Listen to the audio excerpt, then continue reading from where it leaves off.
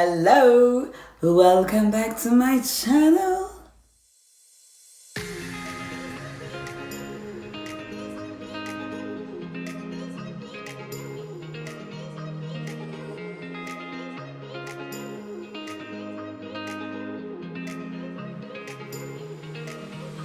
Qu'est-ce que vous pensez de cette introduction?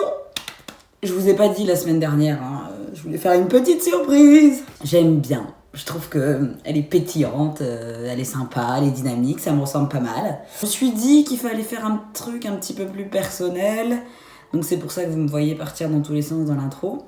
Dites-moi si elle vous plaît, la musique, le style. Merci pour aussi les personnes qui sont arrivées récemment sur la chaîne. Sur Instagram, j'ai posé une question, enfin deux plus précisément.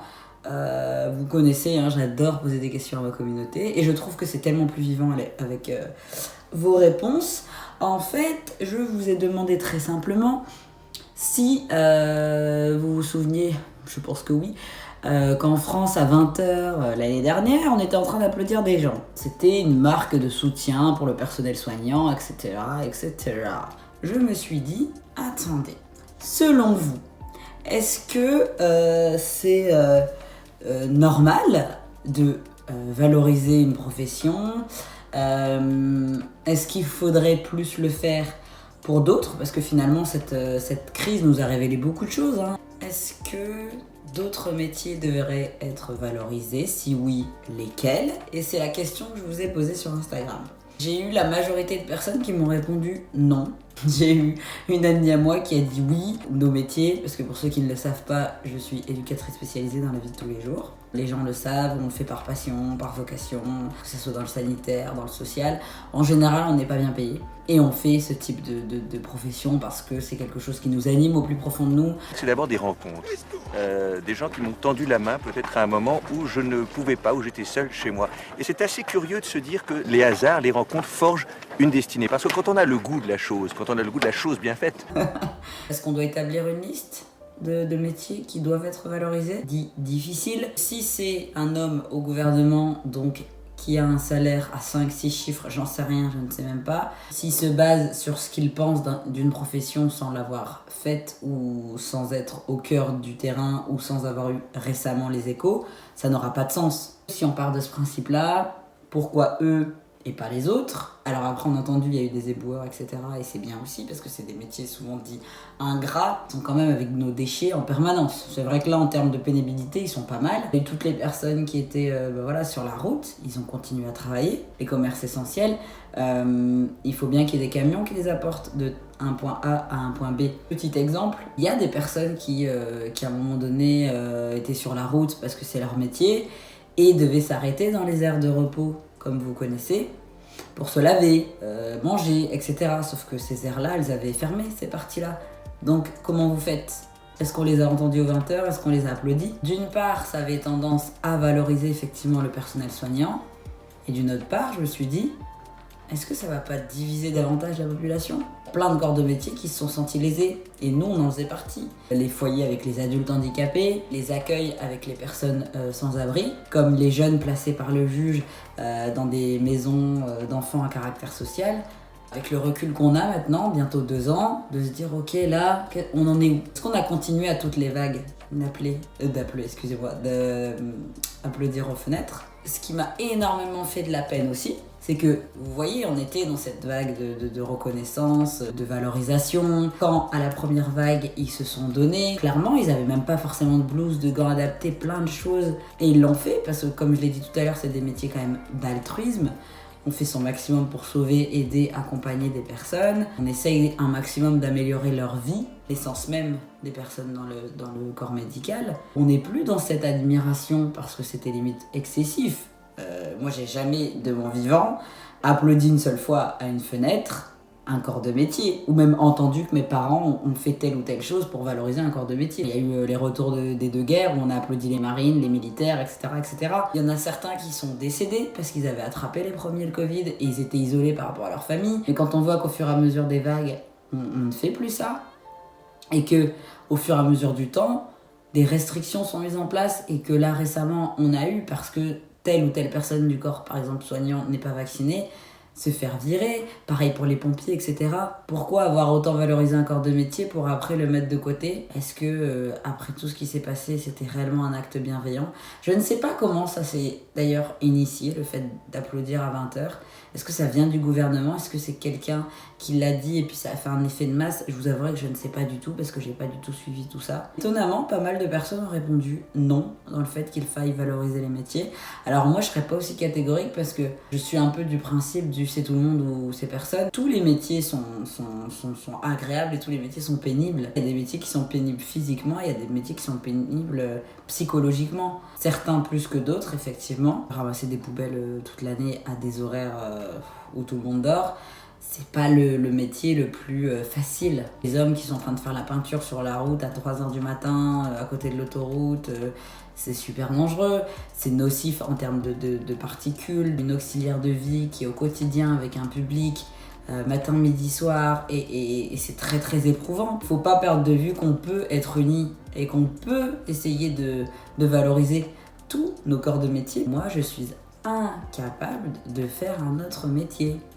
Littéralement, pour moi, d'être professeur, d'être menuisier, d'être éboueur, d'être routier, tous les métiers sont plus difficiles que le mien. C'est dire à quel point c'est une question de point de vue. Vous me dites demain, bon bah tu vas être couturière, c'est une angoisse pour moi parce que tu vas être commercial.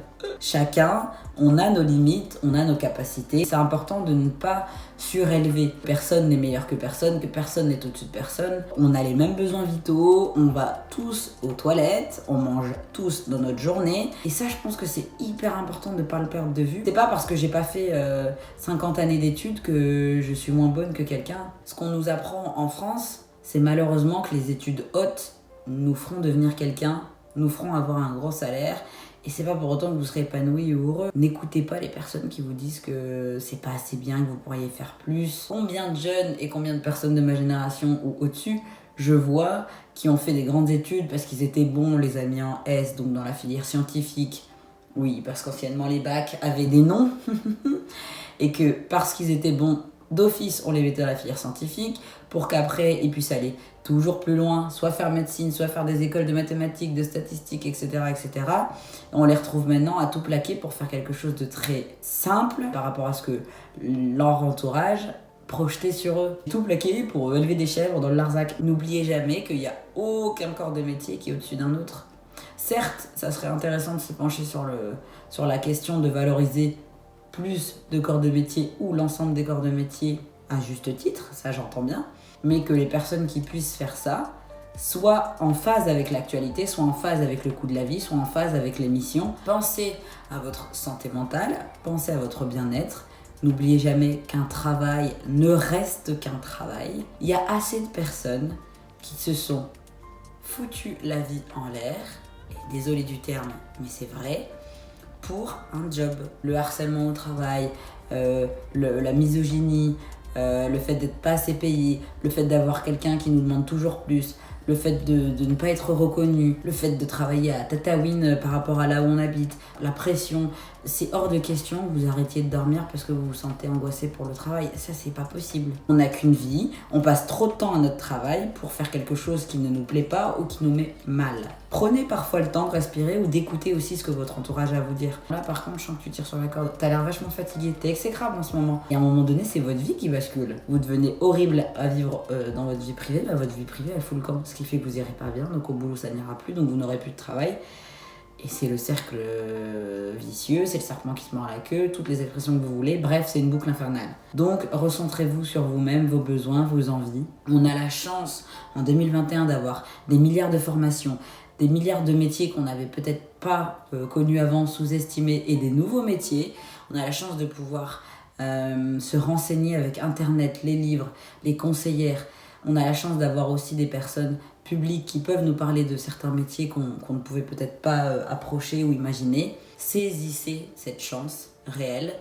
Profitez-en pour penser à vous, pour vous battre pour vos valeurs. Ne faites pas des choses qui ne vous conviennent pas, je leur dirai toujours. Je pense que je vais le dire dans chaque vidéo. Pourtant, vous avez vu, je suis pas bien violée. Mais c'est important. Parce qu'on n'a qu'une vie. Un travail, ça reste un plus qui nous permet de vivre, effectivement. Mais pensez à vous, ce que vous voulez faire. Et s'il y a une branche qui vous plaît, allez-y. Là, j'ai envie de dire, je parle aussi aux jeunes. Si vous avez envie, vous sentez que vous avez une passion, c'est toujours bien d'avoir un bagage, effectivement, d'avoir un diplôme qui vous permet de travailler au cas où. Mais vous avez une vision, vous avez une idée de métier, quelque chose, battez-vous, faites votre maximum pour y arriver.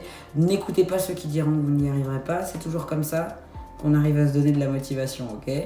C'est que vous, vraiment, recentrez-vous sur vos envies, vos besoins, ce que vous avez envie de faire et c'est tout. Franchement, les autres, walou, vraiment, parce qu'à un moment donné, c'est vous qui allez rentrer tous les soirs, c'est vous qui allez travailler tous les jours. Donc c'est pas le voisin, c'est pas vos parents, c'est pas votre cousin qui vous imagine comme ci, comme ça, qui a un a priori sur le métier que vous voulez faire. On s'en fiche, clairement. Parce que eux, peut-être qu'ils ont répondu aux attentes de leurs parents et compagnie, mais c'est leur problème. Si eux, ils vont pas bien dans leur boulot, etc., et qu'ils veulent pas s'en sortir, qu'ils veulent pas se battre pour ça, c'est leur problème. Mais ne prenez pas ça pour vous. On l'a dit, chacun son chemin, ok ? Il n'y a aucune course. Et même s'il y a des déviations, et même si vous doublez, et même si vous changez de métier 3 fois, 15 fois, à partir du moment où vous arrivez à être bien, à un moment donné, eh ben c'est bon. Vous avez réussi. C'est quoi le plus important sérieusement dans la vie ? Certes, d'avoir de l'argent, c'est un fait, parce que sans ça on ne fait rien. Mais si c'est pour avoir plein d'argent et être malheureux au quotidien, pour ma part, j'en vois pas le sens. Après, libre à vous. En tout cas, j'espère que cette vidéo vous a plu. Comme d'habitude, n'hésitez pas à commenter, partager, me suivre sur tous mes réseaux. Ça sera un plaisir d'échanger avec vous. Je vous fais d'énormes bisous. Prenez soin de vous, pensez à vous, prenez soin de vos proches. Je vous dis à dimanche prochain. Plein de bisous.